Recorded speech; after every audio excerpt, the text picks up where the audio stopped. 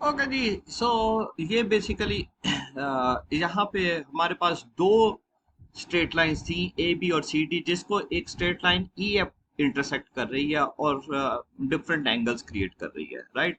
सो जब ये E F जो है वो ए बी को इंटरसेक्ट कर रही है, तो बेसिकली हमारे पास एक ये एंगल 70 डिग्री गिवन है, जबकि एंगल 1, 2 एंड 3 जो है वो बाकी तीन एंगल्स वो हमें फाइंड आउट करने हैं। सिमिलरली जब ये सी डी को इंटरसेक्ट कर रही थी तो एक एंगल 55 डिग्री हमें गिवन है, बाकी एंगल 4, 5 और 6 हमें कैलकुलेट करने हैं। चूंकि हम यहाँ पे स्ट्रेट अवे बात करते हैं कि दो एंगल्स, आप दो स्ट्रेट लाइंस आपस में इंटरसेक्ट कर रही हैं और उनके ऑपोजिट एंगल सेम होंगे, राइट। सो अगर मैं बात करूं इस स्पेसिफिक सिनेरियो की, तो जहां पे दो स्ट्रेट लाइंस आपस में इंटरसेक्ट कर रही हैं एक्स पॉइंट पे, सो अब सिचुएशन क्या बन रही है, उनके ऑपोजिट एंगल सेम होंगे। सो एंगल जो 2 है that would be the same as the it's opposite angle जो कि 70 डिग्री है, राइट। एंगल 1 जो है that would also be similar to angle 3, right.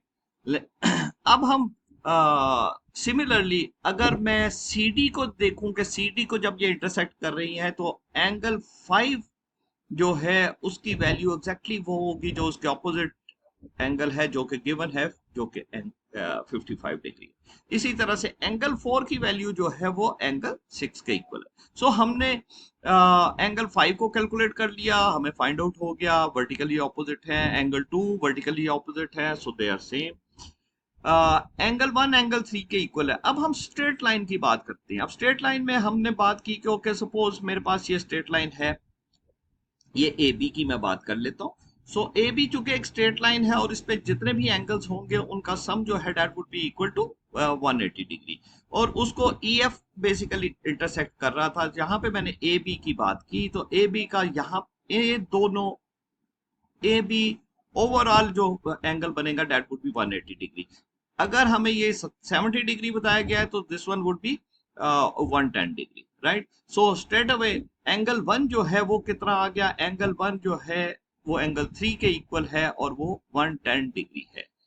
क्योंकि ये एंगल 1 110 डिग्री है तो एंगल 3 वो उसका वर्टिकली ऑपोजिट है, राइट। सो अगर ये 110 है तो this one will also be 110, right.